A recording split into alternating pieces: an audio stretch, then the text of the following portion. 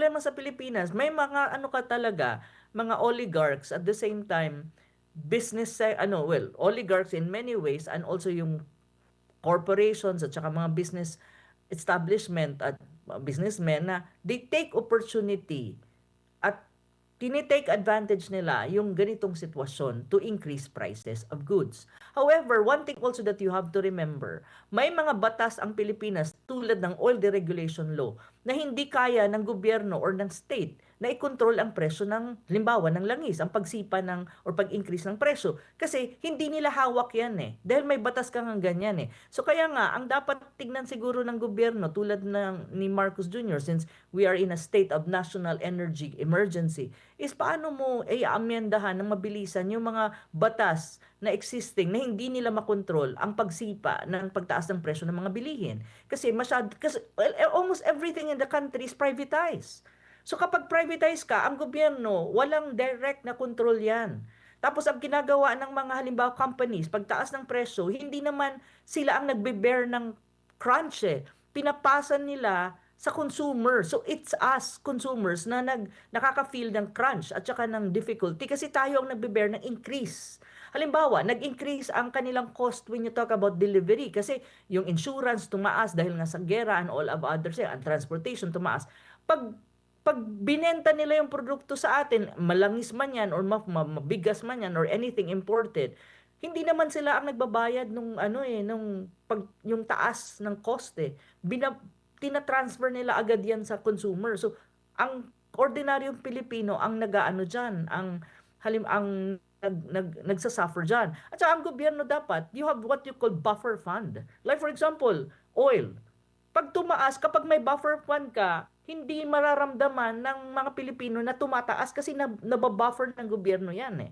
Pero, well, may mga existing laws tayo that will not allow or will constrain the government or the state itself na, sa mga ganitong supposedly what you call mitigating measure. So, yun yung problema ng Pilipinas. Di natin maintindihan, Prof, ang nasa isip o kung ano ba, kung sincero ba sa lahat ng mga pinagsasabi ang presidente po ng Amerika kasi bago itong 2 linggo meron pang lilipulin yung civilization, may mga ganyan mga May mga ganun pa. termino, umabot pa nga sa punto na nangwenta siya doon sa Japan, Australia, South Korea na hindi tumulong sa kanya pero maraming mga sundalo pero yung mga bansa pala na yun nagbabayad din pala. Itong 2 weeks na anong basa niyo po rito? Siyempre, ano ba ang pakinabang ng Pilipinas dito or makikinabang ba agad-agad? I think itong 2 weeks na ceasefire na binobroker, I think it's Pakistan brokering the what you call talks, no, political dialogue between Iran and US and Israel side. Kasi ang Israel is part of this.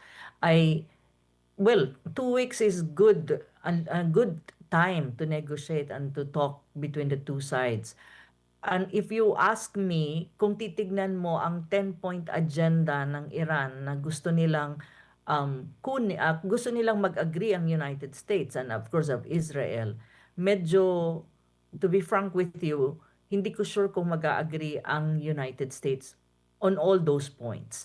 But one thing that you have to remember, ang alam ko, Iran also is in a strong position to demand all of these 10. Na kung babasahin mo, for their own survival and protection and to uphold their so-called right to sovereignty. So, andyan nilahat. At saka, may hindi lang Iran dyan ang nakalagay, even Lebanon and Hezbollah and all other allies of Iran. So, medyo kung negotiation ang pag-usapan, medyo madugo yan ng negosasyon. Now, kung ang tanong mo sa akin if it has benefits, of course it will have benefits first in humanitarian sense kasi syempre kapag may mga bombing from both sides, maraming casualty when you talk about civilian. Maraming namamatay, maraming infrastructure na nasisira at that is a cost to economy ng lahat ng bansa na involved dyan sa Middle East crisis or apektado sa Middle East crisis. On the Philippine side, it would also be a breather for us kasi ang ating OFWs unang-una apektado sila. So it can give them breather, especially yung hindi umuwi pa. when it comes to the Philippines in terms of if it will help in terms of yung oil price increase na ang bilis ng pagtaas ng mga presyo sa Pilipinas, especially ng oil and energy related products, even yung prices ng goods, ang mayroon kang food inflation nangyayari because many things are imported from other countries, even basic commodities natin, at even our trade, ibig sabihin yung economic trade natin, exports to other countries and even import from other countries for basic goods na kinukonsumo ng Pilipinas. If you ask me kung itong 2 week ceasefire may ano ba, kumbaga makakaluwag ba tayo? Not necessarily, to be frank. In a way, siguro, pero in terms of yung fighting, but I think in terms of the impact, I don't think so. Because that doesn't mean na may 2 weeks kang hindi bakbakan, halimbawa, open na ang Strait of Hormuz mo, totally open, na it will not be regulated as ng Iran. Hindi naman kasi ang sitwasyon as before the pre-Middle East war. Hindi ganon eh. Kumbaga, ang suspended lang dyan is yung bakbakan, ang bombing from both sides or fighting. But I don't think that's that's already kumbaga condition na babalik tayo sa regular na energy flows at saka yung traffic when you talk about trade kasi ang trade both on the may cargo, ang cargo mo shipping and at the same time it's both air and sea. So hindi naman ganun, hindi naman ibig sabihin na babalikan sa normal kasi hindi naman nagkaroon ng kumbaga ng truce or tapos na ang gera. Temporary yan eh. So lahat ng tao na kumbaga lahat ng players naka-standby pero that doesn't mean that the whole situation changes. And even it doesn't also mean na easy na ang passage mo dun sa mga critical area, even let us say Strait of Hormuz na kung saan 20% ng trade when you talk about oil trade and even energy related parts dumadaan dun sa buong from Middle East to different parts of the world, especially to Asia, na tayo nasa Asia. So I don't think so really. Even to be frank with you, Admar, even if the war, let us say no, hopefully after 2 weeks may political solution, nakuha ng Iran ang kanilang 10 points agenda or negotiating points binigay sa kanila. Things will not be that easy too. It will take time and process to go back to the pre-Middle East war na nangyayari ngayon. Kasi una, may reconstruction ka. Ang reconstruction of facilities, even the oil-producing countries, may mga infrastructure sila na dahil sa gulo, natamaan, na-destroy. So it takes time to reconstruct. And it also take time, at saka may money involved dyan. So hindi ganun ka rapid ang kung tinatawag mong kumbaga revitalization and recovery. Hindi ganon. So ang Pilipinas hindi dapat maging complacent na kapag sinabi mo may 2 weeks ceasefire at may negotiation na mangyayari, hindi na tayo magsusumikap na ayusin ang energy flow natin at pag-usapan kung ano ang mga dapat gawin para maibsan ang tinatawag mong food inflation sa Pilipinas na nangyayari na nagsushoot up lahat ng prices and even electricity and all of this, basic commodities and basic services. Kasi I don't think it will impact the 2 weeks ceasefire. I don't think it will have a very huge impact in terms of recovery and in terms of going back to the normal situation before because now it's not normal.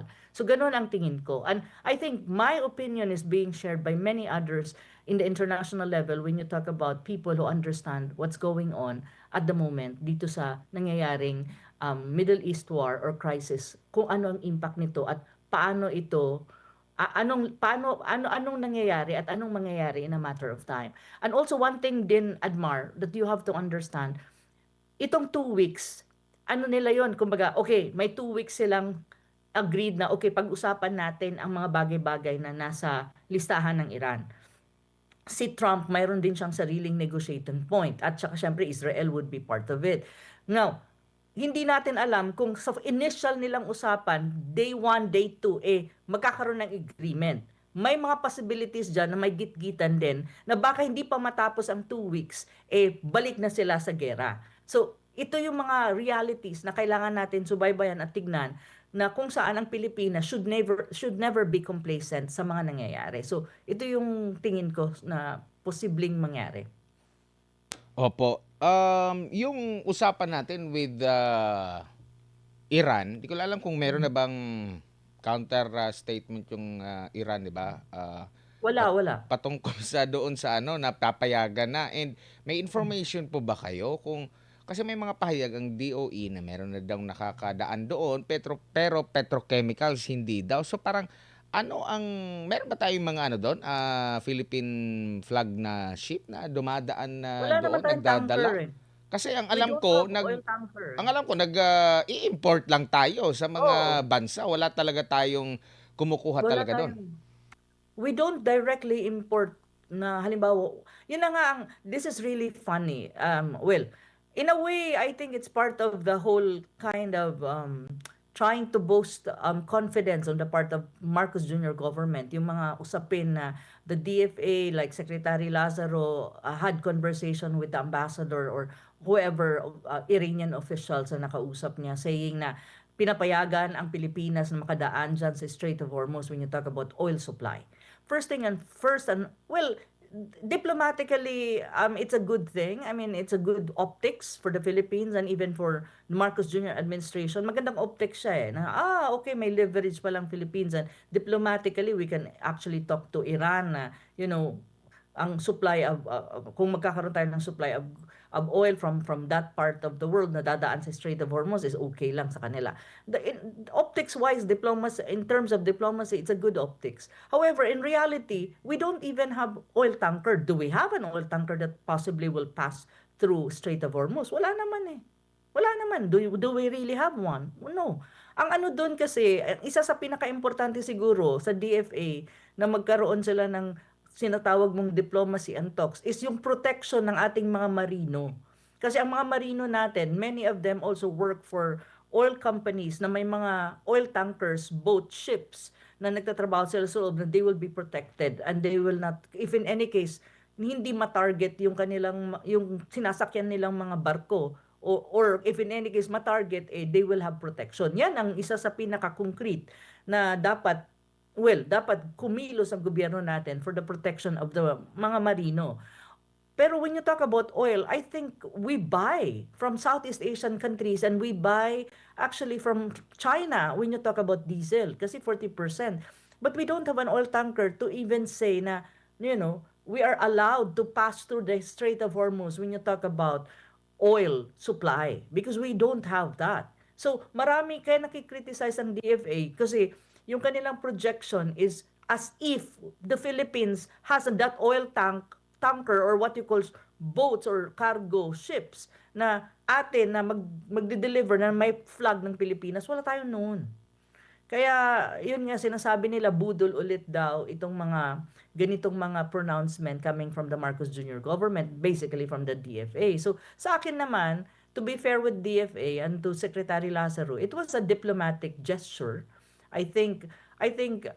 But I think they should focus more on trying to convince Iran that, the Philippines is not a hostile state to Iran.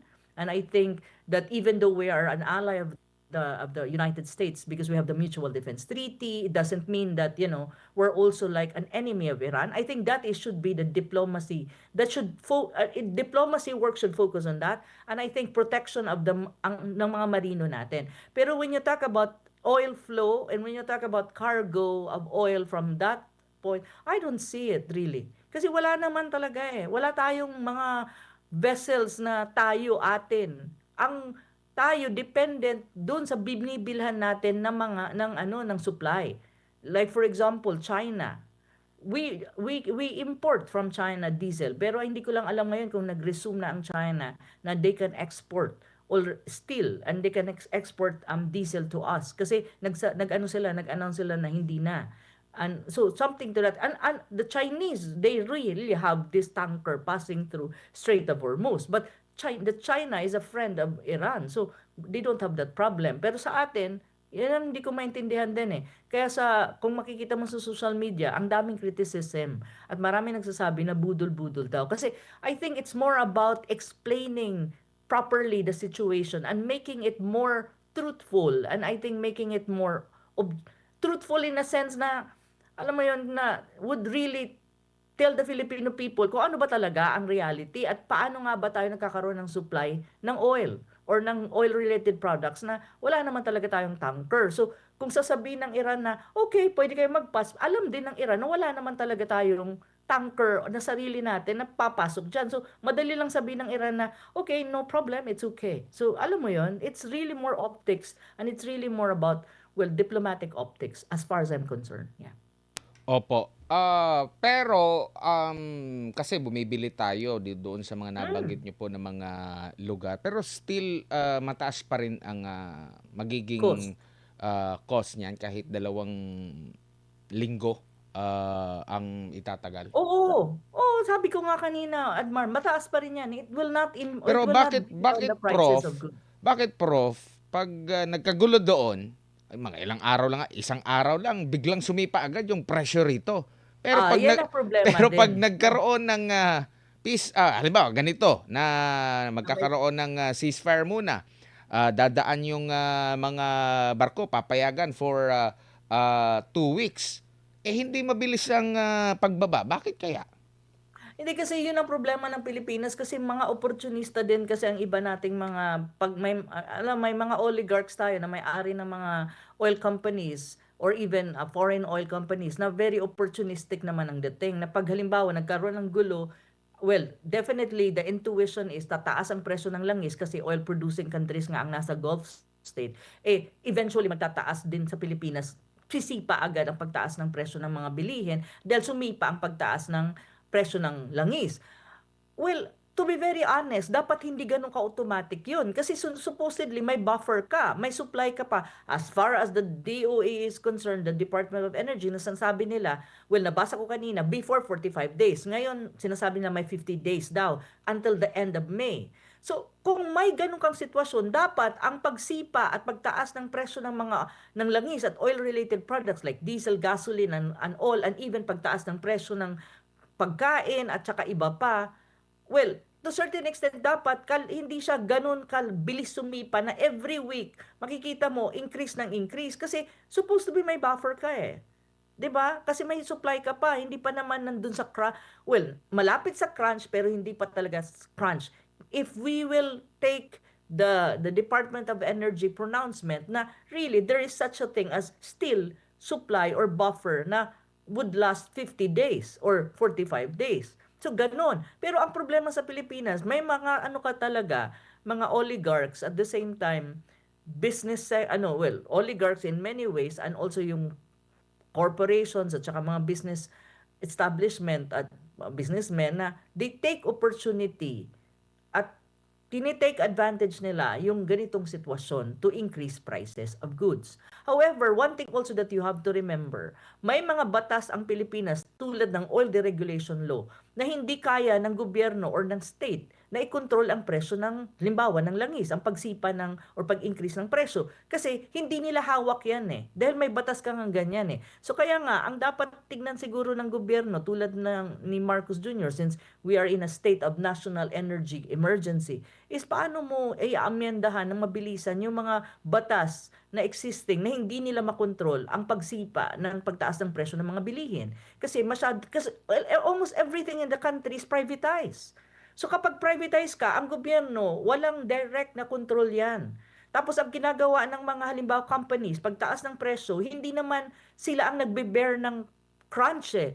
Pinapasa nila sa consumer. So it's us consumers na nakaka-feel ng crunch at saka ng difficulty kasi tayo ang nagbe-bear ng increase. Halimbawa, nag-increase ang kanilang cost when you talk about delivery kasi yung insurance tumaas dahil nga sa gera and all of others, ang transportation tumaas. Pag binenta nila yung produkto sa atin, malangis man yan or mabigas man yan or anything imported, hindi naman sila ang nagbabayad yung taas ng cost eh. Tina-transfer nila agad yan sa consumer. So, ang ordinaryong Pilipino ang nag-aano diyan, ang nagsasuffer diyan. At saka ang gobyerno dapat, you have what you call buffer fund. Like for example, oil.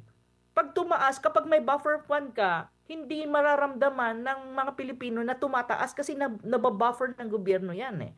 Pero well, may mga existing laws tayo that will not allow or will constrain the government or the state itself na, sa mga ganitong supposedly what you call mitigating measure. So yun yung problema ng Pilipinas. And one thing that we need to realize at this time, with all of this problem, yung crunch time because of the Middle East crisis and the existing economic struggle of the country, is many of our basic commodities and no, many of our basic services, even oil companies, all of these are privatized. And these are controlled not by government, but these are not national industries. These are controlled by private sector or even the oligarchs. And this is the problem when you have a crunch time and you have facing like a war, even though it's far, pagdating sa may impact pa rin sa Pilipinas at hindi makagalaw ang gobyerno kasi hindi yan national industry eh. Unlike other countries like for example in China or other countries like even Vietnam or Cambodia or Singapore or even Malaysia, ang may-ari ng kanilang halimbawa ng train, ng electricity nila, ng grid nila, or even halimbawa ng oil companies nila, gobyerno or the state. So the state can control, can impose ceiling sa presyo na, wag tataas kasi mahihirapan ang mga tao. May ganon. They can do that. They can control the price increase. And the government will put buffer para hindi ang mag-bear ng crunch is yung mga tao. Pero in the Philippines, it's not like that eh. Kasi lahat ng industry natin na basic industry, basic services is privatized. So this is something that we need to also reflect and realize na hindi ibig sabihin na alam mo na kawawa ang Pilipino dito eh, to be frank eh. Yung mga ganitong sitwasyon, kapag ang basic commodities mo at basic services mo hindi hawak ng state at hindi pwedeng pakialaman ng gobyerno to a greater extent dahil hindi nga nila hawak yan at hindi yan nationalized, ganyan ang mangyayari. Kasi really, private sector or even the oligarchs o itong mga businessman, they will always transfer yung increase of cost sa consumer. And the consumer basically refers to us regular Filipinos. Tayo ang magbe-bear niyan. Always. That's always the case.